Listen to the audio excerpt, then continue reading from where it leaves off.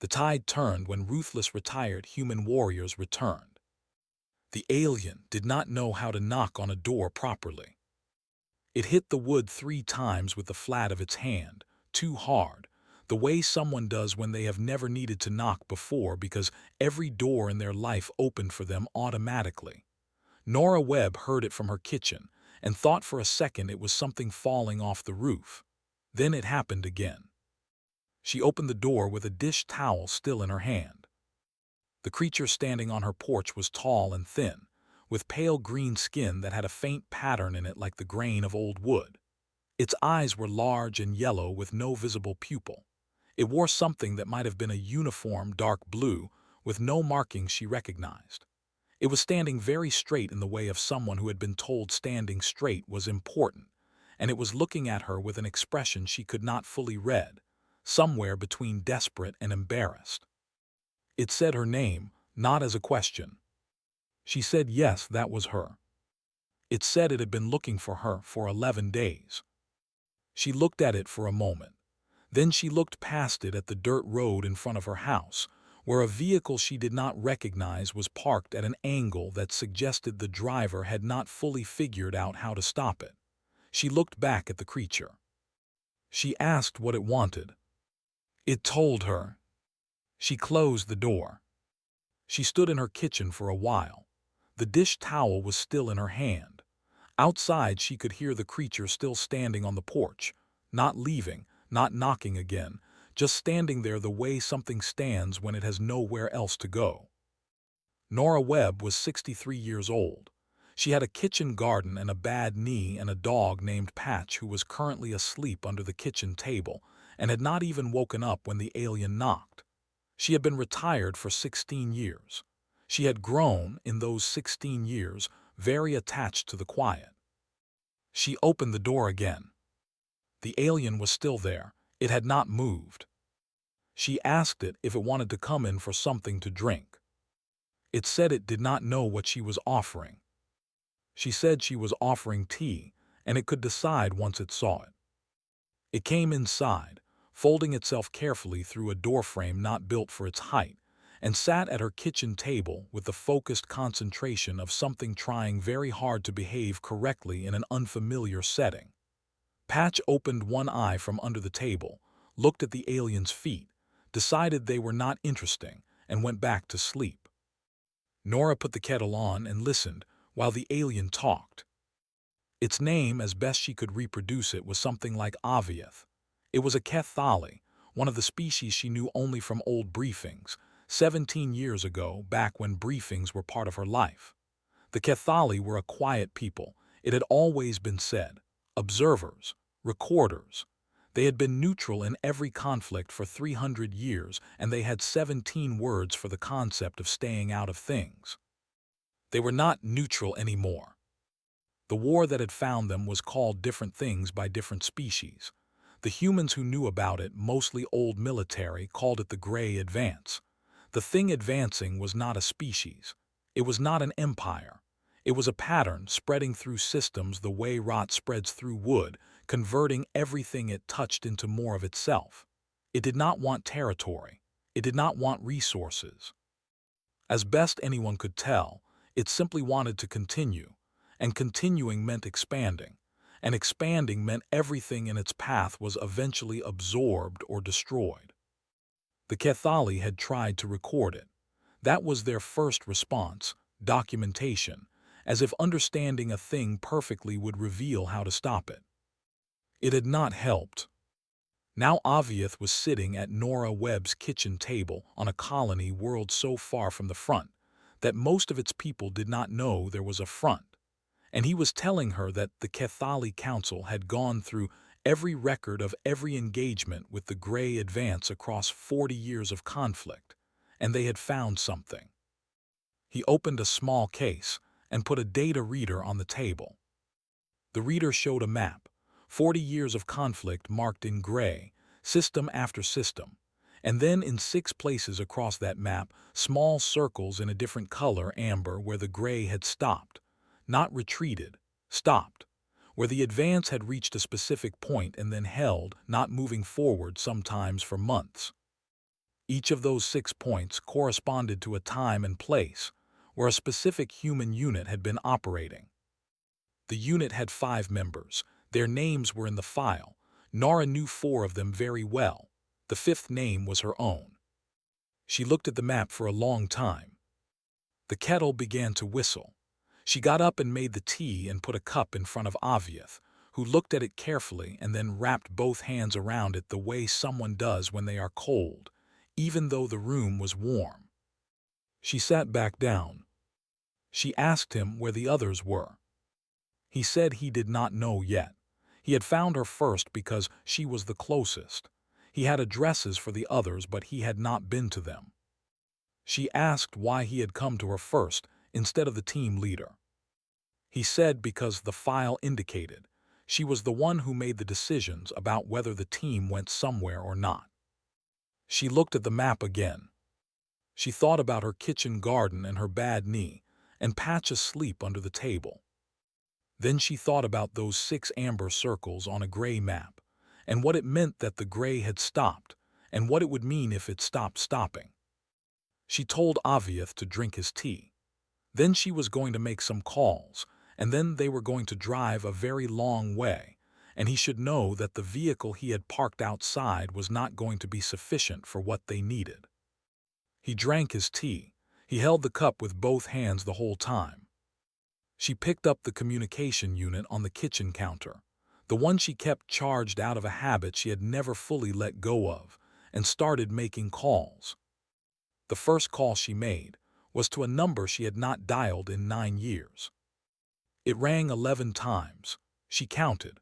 On the 12th ring, a voice answered that sounded like gravel rolling around in a tin can. It said nothing, just waited. She said it was Nora. A pause, then the voice said she had some nerve. She said she knew. She said she needed him. Another pause, longer. She could hear breathing and something in the background that sounded like metal being worked, a grinder or a lathe, the sound of someone who filled their hours with making things. The voice belonged to a man named Gregor Fash. He was 67 and he had 2 replacement knees, a real one and a synthetic one, and he walked with a slight lean to the right that he had carried for 22 years and refused to have corrected because he said it reminded him to pay attention. He had been the best demolitions mind Nora had ever worked beside. Not the most dramatic, not the loudest, just the best, the kind of person who could look at a structure and tell you in 30 seconds exactly where to press to make the whole thing decide to fall down. She told him what Aviath had told her. She did not dress it up. When she finished, he was quiet for a moment. Then he said he had a project he was in the middle of. She said the project would be there when he got back. He said she did not know that. She said no, she did not. Another long pause. Then he said she better not be wasting his time. He said if this turned out to be politics dressed up as a crisis, he was going to be extremely unpleasant about it. She said it was not politics. He said fine. He said give him 6 hours to wrap things up, and he would meet her at the transit hub on Selin Station. The second call went unanswered. She tried 3 more times, waited an hour, tried twice more. Then she remembered that the person she was calling had always kept unusual hours and tried again at what would be deep night on that world. It answered on the first ring. Her name was Priya Sood. She was 61, the youngest of the 5, and she had spent the years since her retirement doing something she had once described to Nora as useful invisibility. She worked as a courier on deep routes, the kind of routes that did not appear on public transit maps, moving packages between people who needed things moved quietly. She was not a criminal. She simply understood that some things needed to get from one place to another without being noticed, and she was extraordinarily good at not being noticed. Priya listened to the whole thing without interrupting. When Nora finished, Priya asked one question. She asked how reliable the data was. Nora looked at Aviath across the kitchen table. He had finished his tea and was sitting very still with his hands folded, watching her with those yellow eyes. She said she thought it was reliable. Priya said she was currently 3 systems away from the nearest transit hub, and she could be at Selen Station in 4 days if she pushed. Nora said 4 days was fine. The third call was the one she had been putting off. She stood at the kitchen counter for a few minutes before she made it, looking out the window at her kitchen garden in the dark. Patch had woken up and come to sit beside her feet, which is what he did when he sensed something changing. The person she was about to call was named Daishi Law.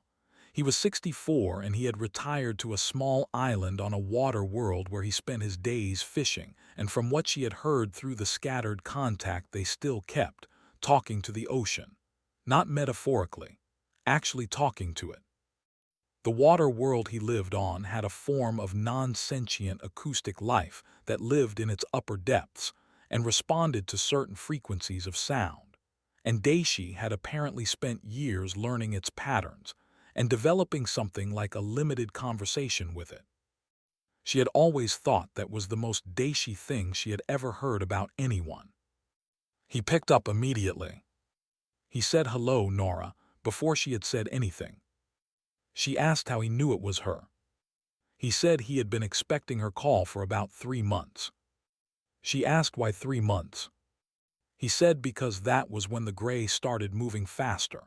He could not see it from his island, but he had contacts, people he still knew, and the numbers they shared with him had started changing about 3 months ago in a way that old instincts told him was significant.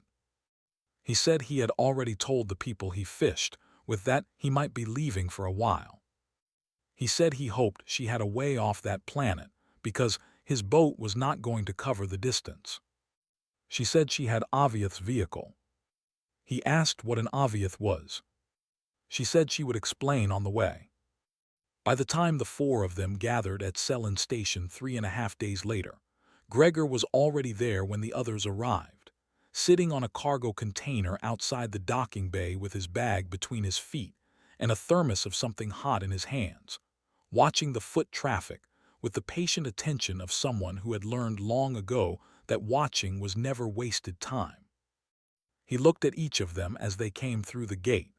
He looked longest at Aviath, who was walking close to Nora with the careful positioning of someone who had decided she was the most understandable thing in his current situation.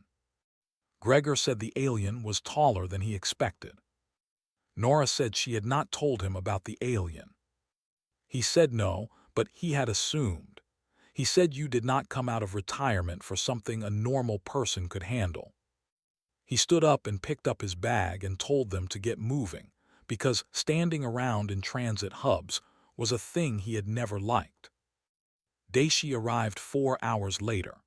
He walked through the gate with a bag over one shoulder and sand still on his boots, and he looked at the 4 of them assembled there, 3 old humans and 1 tall green alien, and his face did something quiet and unreadable that Nora recognized as him filing a feeling away for later.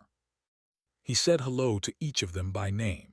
He said hello to Aviath last and added, without being told, that he was glad the Kethali had finally come to someone for help. Aviath looked at him with those yellow eyes and asked how he knew he was Kethali. Daishi said the wood grain pattern in his skin. He said he had read about it once. He said he read a great deal. Aviath said that was correct. Daishi said he thought so. He put his bag down and looked at all of them. He said they were going to need a plan. He said he also wanted to know everything about the gray, not the summary version, the real version, because plans built on summaries had a way of falling apart at important moments. Nora looked at the 4 of them in the harsh light of the transit hub. Old, all of them, carrying mileage in their faces and their postures and their hands. Gregor with his sideways lean. Priya with the stillness of someone who had spent years being overlooked on purpose. Daishi with his unhurried way of taking everything in. Herself with a bad knee and a dish towel she had left on her kitchen counter, and a dog she had left with a neighbor, and a feeling in her chest that was not quite fear, and not quite readiness, but something in between. She told Aviath to start talking. He started talking. None of them interrupted him. The Cathali ship was nothing like what any of them expected. From the outside it looked like a piece of space debris, a rough gray shape with no obvious engines, no visible ports, no symmetry. Nora had assumed it was a disguise, some kind of adaptive hull plating. It was not. Aviath explained that Cathali ships were designed to look exactly like what they were, old, unremarkable, and not worth anyone's time. He said his people had survived 3 centuries of galactic politics by being the most boring thing in any given sector.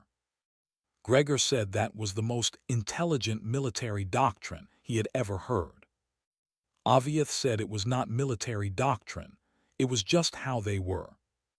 Inside, the ship was organized in a way that made immediate sense if you thought about it, and no sense at all if you expected it. There were no corridors. Rooms connected to other rooms through openings that were always in unexpected walls. The lighting came from the ceiling, but it moved slowly across the surface in a way that meant the light was always slightly different depending on where you stood. Aviath said this was because Cathali found static light uncomfortable. It felt, he said, like being looked at by something that never blinked.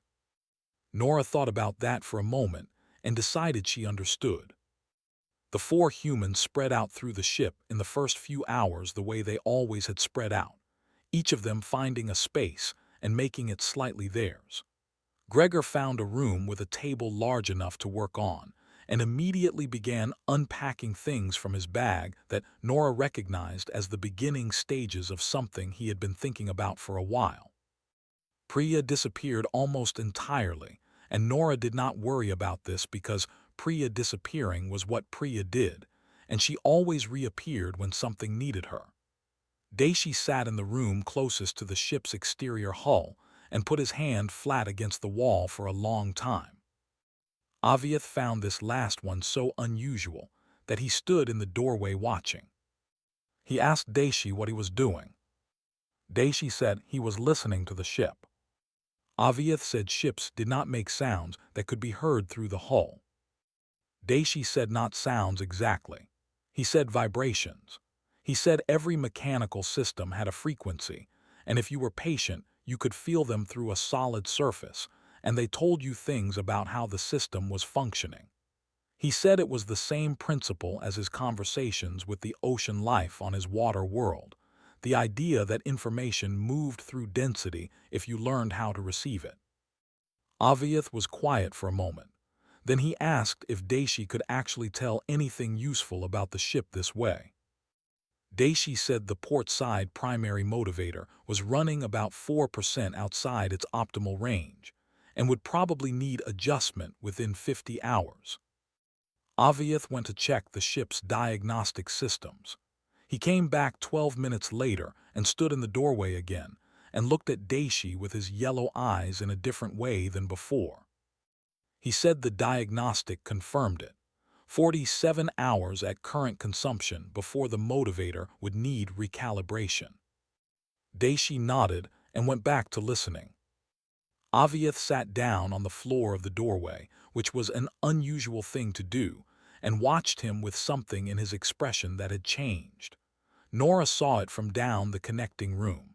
She recognized the look. It was the look of a person revising their understanding of something they thought they already understood. She had seen that look on many faces over the years.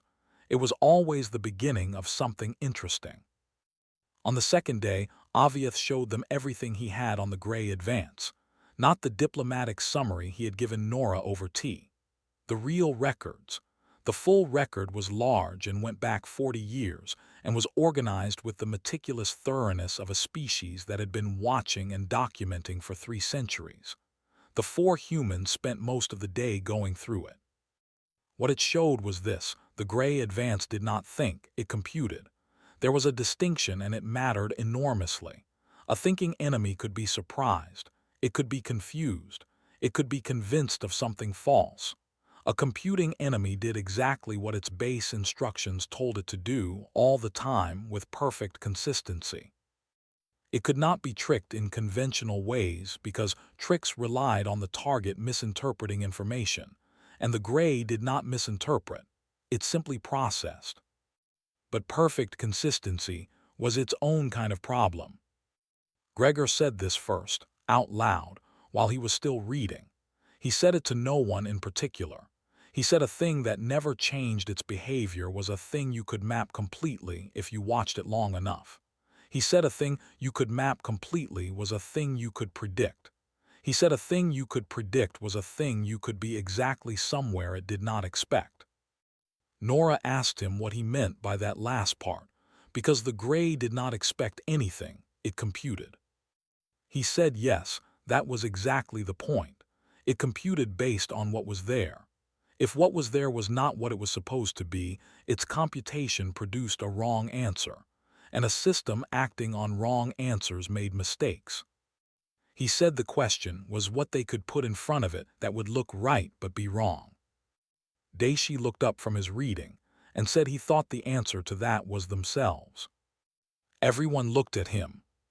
He said the Gray's records showed it had never encountered anything that behaved the way humans did under pressure, not because humans were superior, but because human behavior under pressure was statistically irregular in ways the Gray's systems had never been able to adequately model. He had been looking at the engagement data from the 6 amber circles on the map.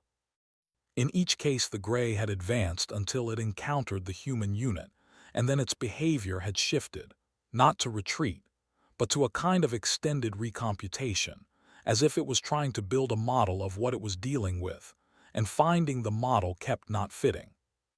He said in simple terms, they confused it. Not by being smarter, by being inconsistent in ways a pure logic system could not predict. Priya spoke up from somewhere behind them, which made Aviath startle slightly, because he had not known she was in the room. She asked how long the confusion lasted before the Gray found a working model. Daishi looked at the data. He said the longest had been 4 months, the shortest had been 3 weeks. Priya said then they needed to do more than confuse it. They needed to hit it while it was confused. Nora looked at the map of the Gray's current advance on the large screen Aviath had set up. It was extensive. It was moving toward 3 inhabited systems simultaneously. The closest system would be reached in approximately 9 weeks. She asked Aviath what the Kethali needed them to do specifically. He said the Kethali Council wanted the advance stopped, not slowed, stopped. She asked if he knew what stopping it would actually require. He said no. He said that was why he had come to them. She looked at the others. Gregor was already drawing something on a paper sheet he had pulled from somewhere in his bag, rough diagrams, lines and notations in his cramped small handwriting. Priya was reading the Gray's movement data, with the focused look of someone memorizing routes. Daishi had his hand back on the hull. Nora thought about her kitchen garden and her bad knee, and patch with the neighbor. Then she turned back to the map and started looking for the door. The planet they chose was called Marath, and it was dying. Not violently, not in the way of a world being struck or burned. Slowly. The Gray had passed through its outer system 18 months ago and done something to its star. No one fully understood what, some kind of interaction with the stellar output that had shifted the light spectrum just enough to begin affecting the planet's atmosphere. The crops had started failing 6 months ago.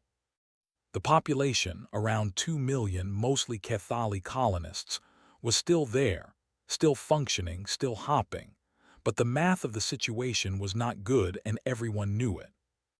Nora chose it because of the terrain. Marath had 3 large mountain ranges and a network of deep canyon systems that ran between them like cracks in old pottery. The Gray scanning systems, as documented in Aviath's records, were optimized for open terrain. In deep canyon environments, their coverage had observable gaps, not large gaps, but gaps. You could move things through them if you were careful about timing. You could, if you were very careful, be somewhere the Gray had computed you were not. Gregor called it threading the needle. He said this cheerfully, which was how he said most things that a reasonable person would find alarming. The plan had 3 stages, and Nora explained each of them to Aviath on the second day after they reached Marath's orbit.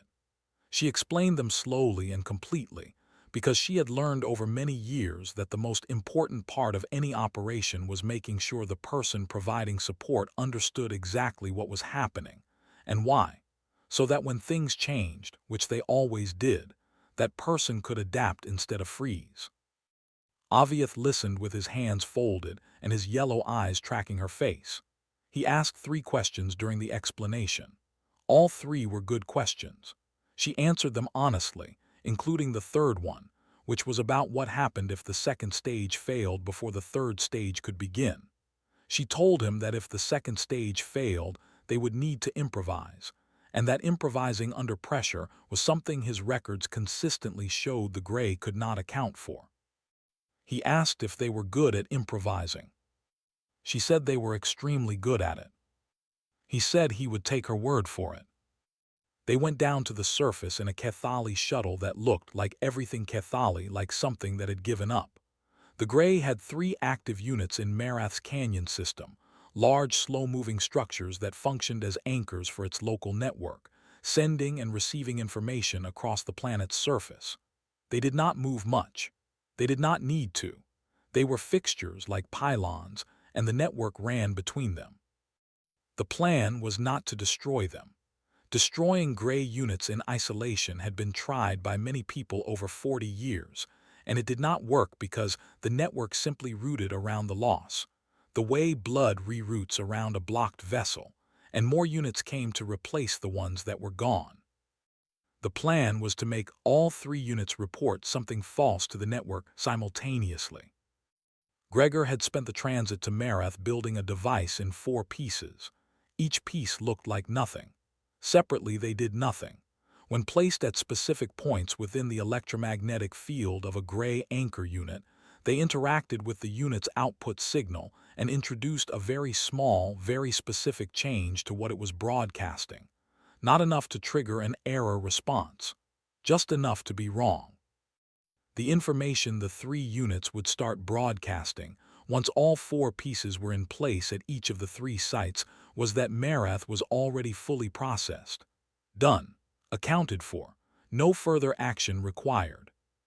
It was, Gregor said, the equivalent of telling a very thorough accountant that someone else had already checked those figures.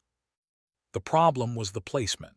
Each device required someone to be within 20 meters of an active Grey anchor unit, inside the unit's electromagnetic field, for approximately 4 minutes. The field was not physically dangerous to humans, but it was detectable. The Grey units would register the presence of something biological within their range. They would compute whether it was a threat.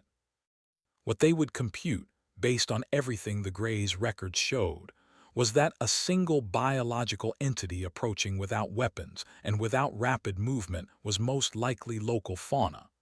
The Grey did not engage local fauna. It processed it into its environmental data and moved on. The humans would be walking up to 3 active alien machines, in 3 separate canyon locations simultaneously, relying on the Greys' logic to decide they were animals. Priya said this out loud when Nora explained it in full. She said so the plan is to be underestimated. Nora said that was one way to put it. Priya thought about this for a moment. Then she said that she had built an entire career on being underestimated, and she felt comfortable with this approach. They split up at dawn. Marath's dawn was dim, the shifted light spectrum making the sky a pale color that was almost green. The canyon system was cold and smelled of stone and dry air. Nora went to the first site with Gregor. Priya and Daishi went to the second and third separately, each of them alone, because 2 humans together registered differently in biological detection than 1 human alone. Aviath stayed in the shuttle. He had asked to come. Nora had said no. She had said the Greys' records showed it processed Kethali as a known category. And a known category that approached one of its units would be handled differently than an unknown biological. She said the humans were useful precisely because the Grey had never built a solid model for them. She said Aviath being there would make the operation easier for everyone except the operation itself. He had accepted this with the stillness of someone who understood the logic and did not like it. Nora and Gregor reached the first unit in 40 minutes of walking through a narrow canyon with walls that rose 80 meters on either side. The unit was larger up close than the aerial images had suggested, a dark structure about 12 meters high, angular in the way of everything gray, with a faint vibration coming off it that Nora felt in her back teeth. Gregor looked at it with the expression of someone looking at a particularly interesting puzzle. He said give him 4 minutes. She stood still and watched the canyon approaches while he worked. She did not look at the unit. She looked at the sky above the canyon walls, where thin cloud moved across the pale green dawn light, and she breathed slowly and listened to her own heartbeat and counted seconds the way she had learned to count them a long time ago, in other canyons, on other worlds, waiting for other things to either happen or not happen. 4 minutes and 12 seconds later Gregor tapped her arm. They walked back the way they had come at the same pace they had arrived. 7 hours later, when all 3 sites were done and all 4 of them were back in the shuttle, Aviath watched his ship's instruments with the careful attention of someone who did not want to react too early. 40 minutes passed. Then the Grey's 3 anchor units on Marath changed their broadcast. Aviath looked at the reading. He looked at it for a long time without speaking. Then he said the units were reporting Marath as fully processed. He said the Grey network had accepted the report. He said nothing in the network was flagging Marath for any further action. Nora said that was what was supposed to happen. He turned from the instruments to look at her. He said the Grey had been moving toward Marath for 18 months. She said yes. He said they had stopped it in 7 hours. She said they had stopped it for now. She said the Grey would eventually notice the anomaly. It was a computing system, and computing systems ran checks. She said they probably had 6 to 8 weeks before it recalculated. He asked what happened in 6 to 8 weeks. She said that was what the rest of the plan was for. The Cathali Council met in a place that had no fixed location. This was not metaphorical. The council chamber was a ship, a very large and very old one, that moved continuously through deep space on a route that changed every time it completed a full circuit. No one outside the council knew the route. Aviath had a signal device that the ship's systems used to locate him when a meeting was called. He had never been told how it worked. He had not asked. The Cathali, Nora had come to understand, had a very specific relationship with the concept of need to know. The ship found them 4 days after the Marath operation. The council chamber itself was a circular room with no furniture except a series of curved raised surfaces that the Cathali used the way humans use chairs, except they did not sit on them. They draped across them in a way that looked uncomfortable to human eyes but apparently was not. There were 11 council members. They were all old, older than Aviath, their wood-grain skin patterns deeper and more complex, their yellow eyes carrying something behind them that was not quite weariness and not quite calm. Nora stood in the center of the room with the others behind her and gave the council her full assessment. She did not frame it as good news because it was not entirely good news. She told them the Marath operation had worked. She told them the false broadcast was holding. She told them the Grey network had not yet run a full cross-check on Marath's status. She told them that when it did, which was a matter of weeks, the anomaly would be detected and corrected. She told them that this meant Marath was a demonstration, not a solution. The council was quiet. One of them, the oldest by appearance, spoke first. His voice was lower than Aviath's, slower. He asked what a solution would look like. Nora had been thinking about this for 4 days. She told him a solution would require doing to the entire Grey network what they had done to 3 units on Marath. Not 3 units. The whole thing. Every anchor point, every broadcast node, every relay structure, all of them receiving the same false signal at the same time, all of them reporting back to the central computation that everything in their sectors was already done. The old council member asked how many anchor points and nodes the Gray network had in its current expansion zone. Nora looked at Aviath. He said the Kethali records documented approximately 900 active structures across the current zone of advance.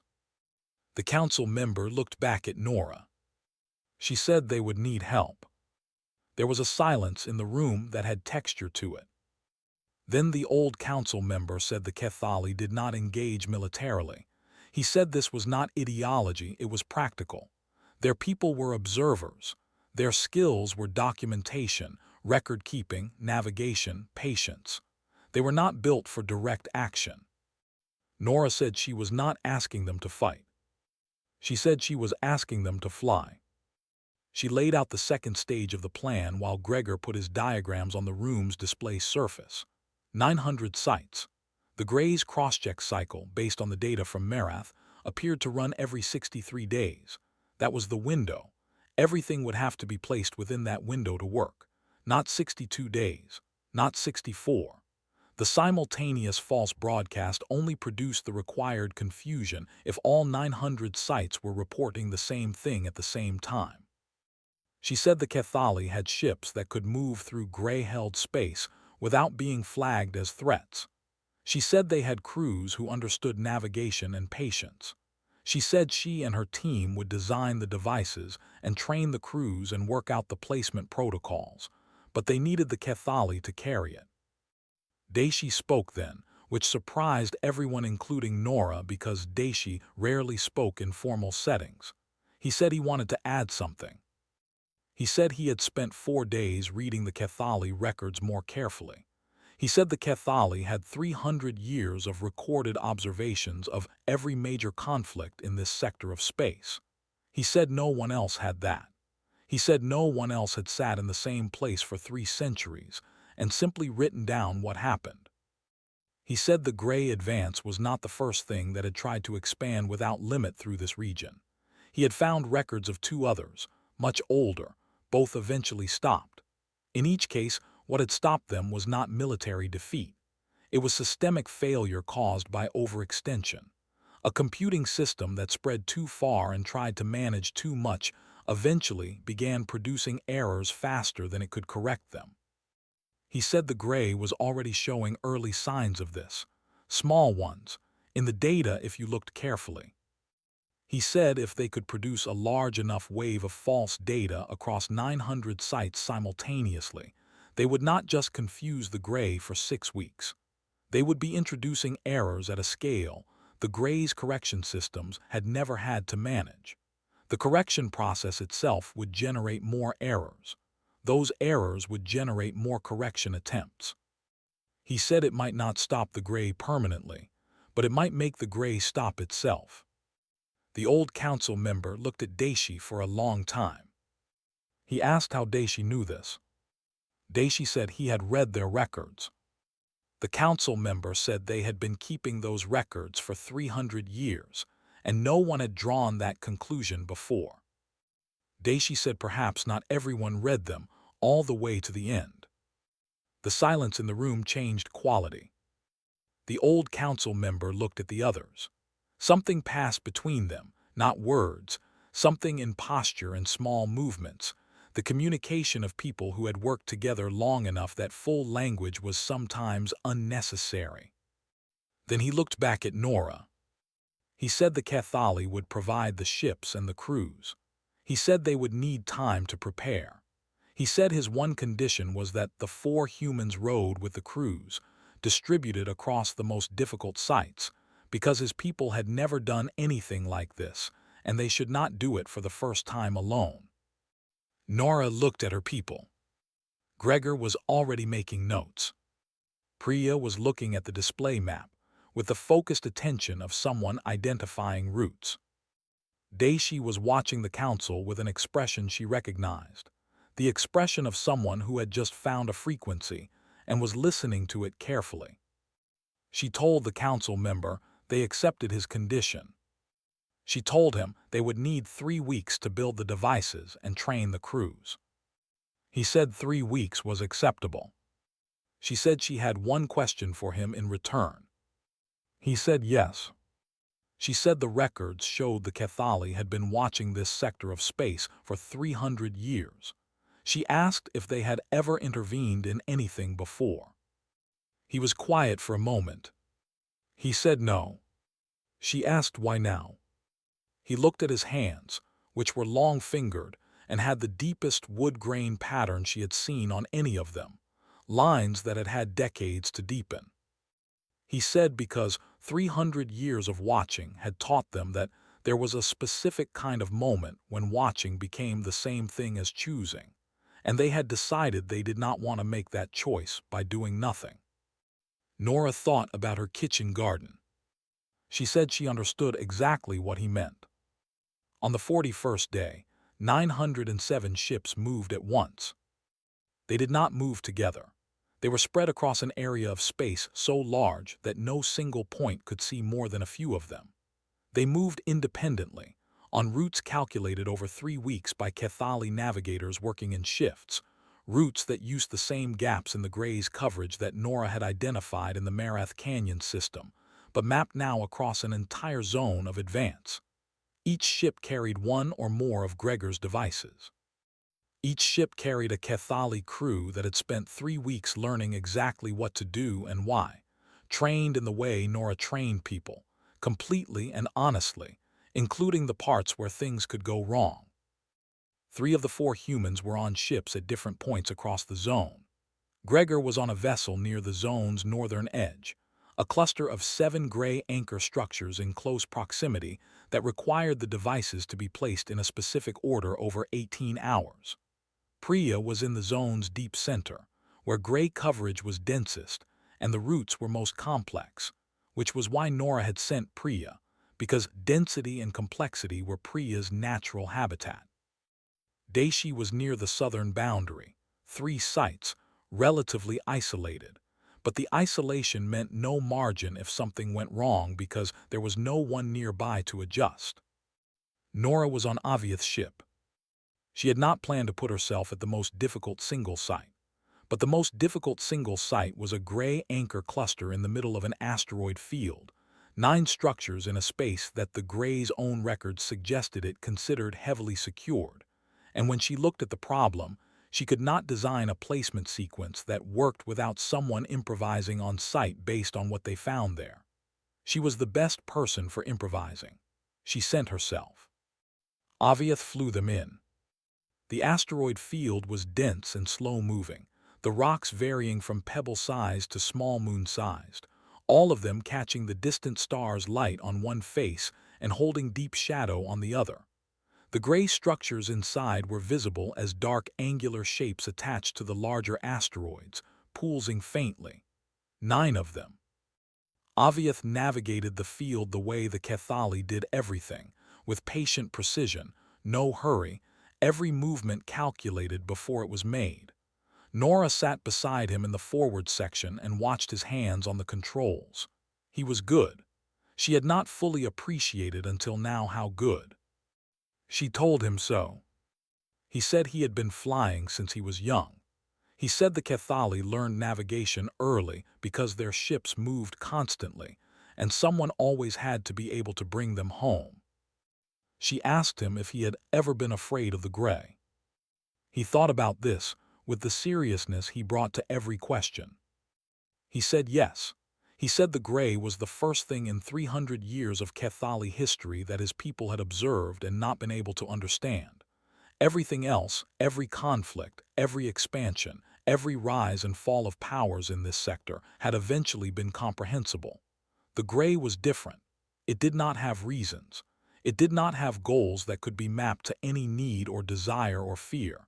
It simply expanded. He said that not being able to understand something was, for his people, the most frightening experience possible. She said she understood that. She said for her people, the most frightening experience was not being able to do anything. He looked at her. He said that was why they were here. She said yes, that was why they were here. The placement took 11 hours. She went out 3 times in a light suit, moving between the asteroids on a short-range thruster pack, working in the shadow sides of the rocks where the Grey's sensors had the weakest coverage. Each time she approached a structure, she moved slowly and without sudden changes in direction, and she did not carry anything that looked like a weapon because the Grey's biological detection would process her, as it had processed all of them on Marath, as something that was probably fauna. She went up to machines the size of houses and placed objects the size of her fist against their bases, and then moved away. On the fourth approach, something changed. One of the structures rotated. Not much, a few degrees, but Grey structures did not rotate. They were fixed. She stopped moving. She held her position behind a small asteroid and did not breathe for what felt like a long time but was probably 30 seconds. The structure stopped rotating. Its output signal, which Aviath was tracking from the ship, did not change. She did not know what had caused it. The Grey's records had no notation of spontaneous structural rotation. It might have been a local gravitational effect from the asteroid field. It might have been something else. She waited 4 more minutes, then she continued. When she came back to the ship the last time, Aviath looked at her face and asked if everything was all right. She said yes. She did not mention the rotation. She filed it in the place where she put things she would think about later when there was time. At hour 61, the window closed. All 907 ships had completed their placements. The devices were active across the entire Grey zone of advance simultaneously. The false signal went out from 907 sites at once, all of them reporting the same thing, all of them in the same moment, all of it feeding into the Grey's network with the flat certainty of data that had no reason to be questioned. The Grey network received it, processed it, accepted it. And then it started running its cross-checks. Daishi had predicted this. He had said the cross-checks were where the cascade would begin, if it was going to begin. A system that received 900 false confirmations and then tried to verify them against its actual operational data would find 900 discrepancies simultaneously. Resolving 900 discrepancies simultaneously would require a reallocation of processing that the system had never had to perform at that scale. The reallocation would delay routine functions. Delayed routine functions would generate their own flags. Those flags would require processing. The processing would delay other things. It would not crash the Grey. Daishi had been careful to say this. It was not a killing blow. It was a wrench thrown into a very large and very precise machine at a very specific moment. What it did over the following 18 days was stop the advance. Not every unit, not everywhere, but the coordinated forward movement that had been the Grey's defining characteristic for 40 years simply ceased. Units held position. Some units began moving backward, not retreating with intent, just drifting, executing old instructions that the network was no longer updating.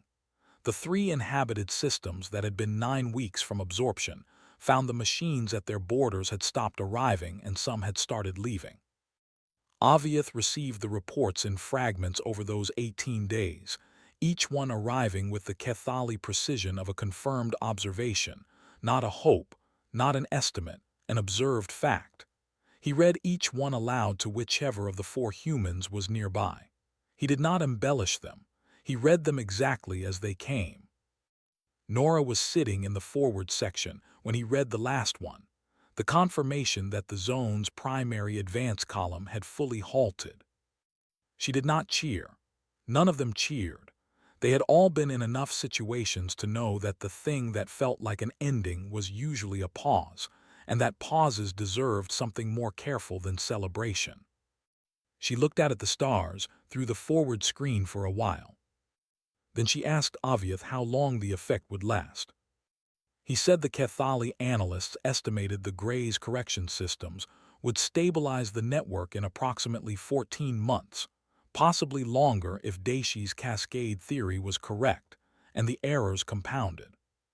She said 14 months was a long time. He said yes. He said it was long enough for things to change. She said she supposed it was. She thought about Patch, who was still with the neighbor.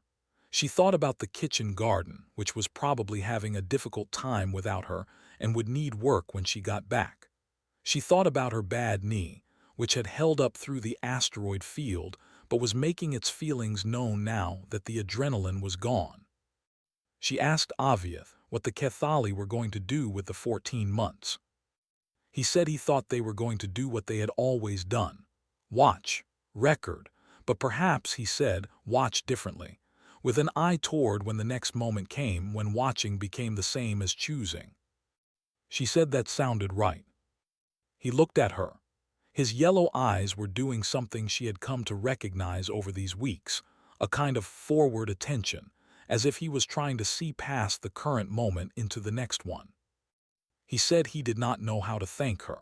He said the Kethali language had many words for gratitude, but none of them felt adequate, and he did not want to use an inadequate word. She said he did not need to use a word. She said he could just take her home. He turned back to the controls. He took her home,